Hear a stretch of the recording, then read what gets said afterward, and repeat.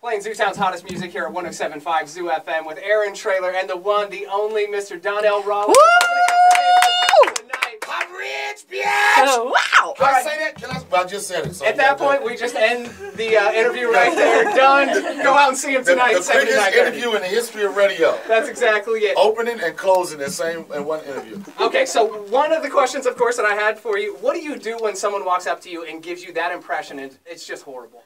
I'm sure you get it all the time. I get it all the time, but it's a real gauge of where you are in your career. Like, you have some actors and some comedians get to a point like, I don't want you to say that.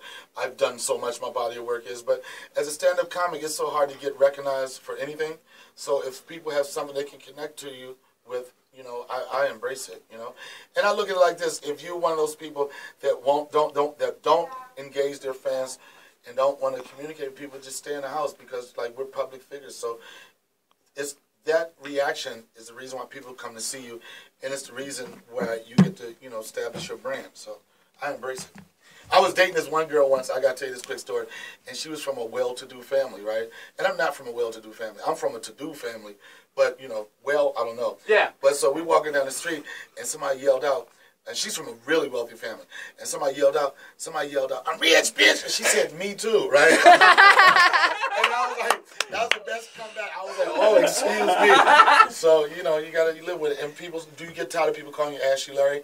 I've been Ashy my entire life. I was just going to ask that. You bring that up during your set yesterday.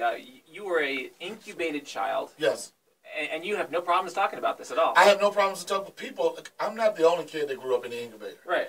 You know what I'm saying? And those people, the people like myself, you can usually tell an incubator kid, you know, their physique is like, doesn't grow like the normal person. Like, your head is usually a lot bigger than your body. Right. You know, it takes time to catch up. But I think when, you know, when you can make fun of certain situations and people experience some similar things, people love to laugh. Yeah. The stuff they're not supposed to laugh at. So it's slightly uncomfortable. But at the same time, and I don't want to give that joke up either, because it's so funny. It is good.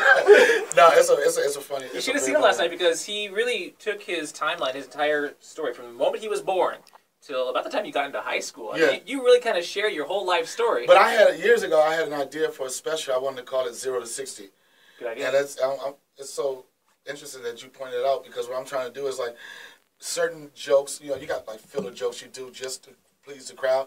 But when I talk about my childhood and my upbringing, it pleases myself. And it's so easy to talk about yourself. And that's one thing another comic can never steal from you. They can't steal your life. Yeah. They can steal a Michael Jackson joke. They can steal a Bill Cosby joke. But growing up in an incubator, you know what I'm saying? Who does that?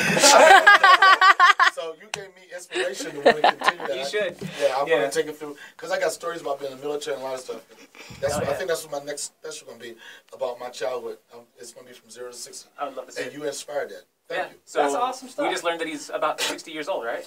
Well, you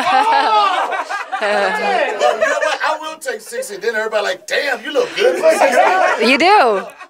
Yeah, that's what I'm telling the general public. I'm 60. I'm like, damn, black really don't crack. No. Yeah. Unless you're in the NAACP, then you could. Oh, jeez. Your integrity could be cracked a little. Yeah, there you go. All right, so of course we were talking a little bit off mic about your radio career and you being in radio, doing a morning show. Yeah. What were your favorite parts of being in radio, just being a radio nerd? My favorite part of being, especially doing morning radio, because I'm like a very creative person. I'm like thinking jokes 24/7. Yeah. It's like the perfect outlet. You think of something funny at night, then you have an outlet to let the world, or at least, you know, the area that you cover, you know, like for me, it was just as far as creativity, it was the best outlet for me. Anything that I've ever done. I miss radio. I'm a real radio veteran, because they say you're nobody in radio until you've been fired at least 3 times. And I've been fired for 3 times, so that really makes me a legend. Only 2 here. Yeah, yo, you gotta step your 0. Out, right? 0 right here, brother. 0. That's true. That's true. And then if I'm on the radio, you definitely got a chance of being fired before this is over. I'm gonna get you fired, son. Hey, let's do it. Montana, here you are, first time. No, it's not my first time. I was here. I've been here before. Have you? Okay. Yeah, I work with a promoter. This guy, Joy Clams. Okay, yeah, Joy. I was here last year. I came. It was a big blizzard. They had avalanches, all types of stuff. I remember. And I was stuck here like an extra day.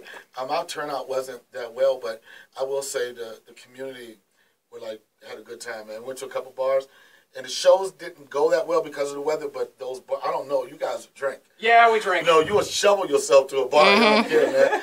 But the reception was good, and everybody was really cool, man. Yeah. So cool, yeah. You, any ambition to come back, move here? I mean, I know you're from the big city and all, but Montana. I think move would be a stretch, but like again, when I was here last time, the weather was horrible. But you know, it's almost like a different Montana now, being able to see the mountains and everything, and it's like the quality of life. When you've been in the city so long, you know, and then when you're like 60 years old, like myself, you know what I mean? You start appreciating like nature. You know what I mean? You're like, oh my God, look at that tree. You know what I'm saying? I lived in New York for 14 years, and like I took leaks in alleyways. Yeah. You know, it's nothing like taking a leap on a nice tree. Have you ever been fishing? Huh? Have you ever been fishing? That's what I want to do while I'm here. I fished when I was a kid. But I think I'm the only black kid in my neighborhood that subscribed to Field and Stream magazine. And I used to watch all the fishing shows, and like my dream is to get geared up. I don't know what you call it. Waiters. Waiters, yeah. Waiters. Yeah. Yeah, I just want to, people can't see me, but you can see. I just want to get my waders on and just do like this, man. I just want to slay. Yeah, I want to do fly some fish, casting. man. Yeah, I want to do that. So maybe when I leave here today, I can go do that. Awesome. Right at our back. And I'm going to eat whatever I catch. I'm sorry, I'm not. White folks do it for sport, just for the picture. Catch and no, release. I'm hungry now. Catch and grease. That's what's going to happen for me. Fish and chips. Yeah. Oh, that's funny. Fried trout. Let's do it. In the comedy world, who do you look up to? That's a tough one. You know, I don't want to. Myself, man. Okay. Yeah, I really enjoy. I've worked with some great people. I really love watching Chappelle. As many shows that we've done, it's like he's like I would say like a pocket quarterback. Okay. You know what I mean? Not the one that scrambles and gets thrown off, whatever, in any situation. He's just calm, man. You never know where his transition's going to come. In Dave's show, it just seems like it's just a continuous conversation.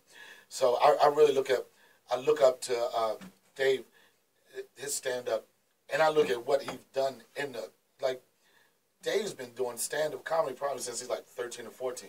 Wow. You know what I'm saying? And as young as he is, he's like a seasoned vet. He's probably got like 25, 30 years in the game.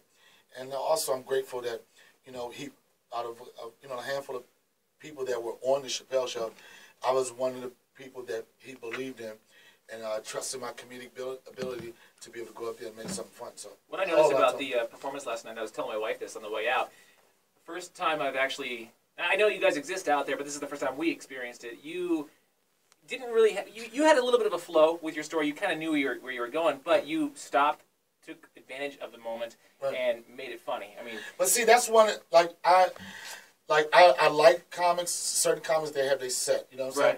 But I know, like, and me watching so many comedy shows, I know that there's something to be said about a person that can just off the cuff that's something amazing. in a moment. Yeah. Because you can feel when something is like a routine, and then you can feel like, yo, this dude just created 5 minutes that just wasn't here. That's what happened. And not just to pick on somebody, but to take that and make that transition from that into a bit, and then to go back into your set. It's that's what makes a comedy mastermind in my opinion. And it's like being a quarterback. You never know which play you're going to have. You know what I'm saying? If the defense gives you something else, you got to make it adjustments. Because there's times I'll perform where I'm like, I know this knockout combination. You know what I'm saying? Like, out of 100 times, I usually knock them out. But for some reason, somebody had a tough chin, and they're like, you know what? I'm not going out like that. So you can't let the audience see you sweat, and you got to get back in your moment and get them again. You did it last night. I was so impressed. I appreciate it. That's fun.